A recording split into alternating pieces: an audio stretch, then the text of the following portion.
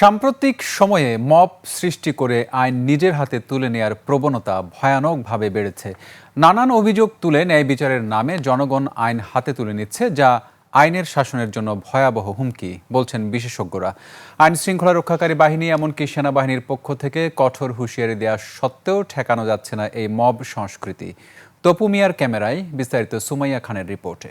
জীবন অবাক না করলে কে করবে? 28% মিল্ক ফ্যাটের অবাক করার সাথে ফ্রেশ মিল্ক পাউডার। জীবন অবাক করুক প্রতিদিন।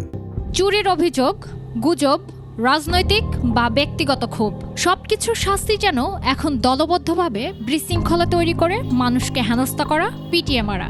এই ভয়ঙ্কর প্রবণতা দিন দিন আরো ভয়াবহ রূপ নিচ্ছে, যার নাম মব জাস্টিস। আর এই মব থেকে বৃদ্ধি পাচ্ছে কিশোরদের অপরাধ প্রবণতা, তৈরি হচ্ছে কিশোর গ্যাং। আইন শৃঙ্খলা বাহিনী এমনকি সেনাবাহিনী থাকতেও মব কোনোভাবেই ঠেকানো যাচ্ছে না। এ বিষয়ে সেনাবাহিনী সদর দপ্তর থেকে জানানো হয়েছে, জানমালের ক্ষতি সাধন, মব ভায়োলেন্স এবং জনদুর্ভোগ সৃষ্টি করতে পারে এমন কর্মকাণ্ডের বিরুদ্ধে পদক্ষেপ গ্রহণ করবে সেনাবাহিনী। গত 22শে জুন উত্তরায় নিজ বাসভবনে সাবেক প্রধান নির্বাচন কমিশনার জনাব এ.কে.এম. নুরুল হুদা মব ভায়োলেন্সের শিকার হন। যে কোনো মব ভায়োলেন্স বা জনদুর্ভোগ সৃষ্টিকারী যে কোনো ঘটনার বিরুদ্ধে বাংলাদেশ সেনাবাহিনী সোচ্চার ছিল, আছে এবং ভবিষ্যতেও থাকবে। সম্প্রতি আশোক, হিউম্যান রাইট ওয়াচ সহ বিভিন্ন সংস্থার জরিপে দেখা গেছে, মব জাস্টিসে গত এক বছরে নিহত হয়েছে প্রায় 154 জন, আহত হয়েছেন 365 জন। এর মধ্যে গত জানুয়ারি থেকে এ পর্যন্ত মারা গেছেন 87 জন। বিশেষজ্ঞরা বলছেন, মব জাস্টিস একটি সামাজিক ব্যর্থতা। পরিবার থেকে শিক্ষা না পেলে, সমাজে আইন মানার সংস্কৃতি গড়ে না উঠলে এসব বিশৃঙ্খলা থামানো অসম্ভব। এর জন্য সরকারের দুর্বল অবস্থানকে দায়ী করছেন তারা।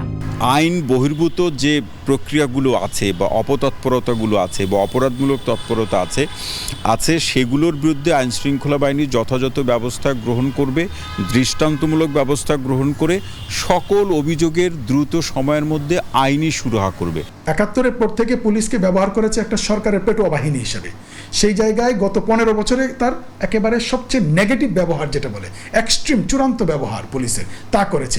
সেই ক্ষেত্রে তার প্রেক্ষিতেও যে পুলিশ এখন দাঁড়িয়ে কাজ করছে, এটা কেবলমাত্র তার ইউনিফর্মের যে একটা মনোবল, সেই ইউনিফর্মের মনোবলের জন্য। এখানে সরকারের কোনো ক্রেডিট নেই।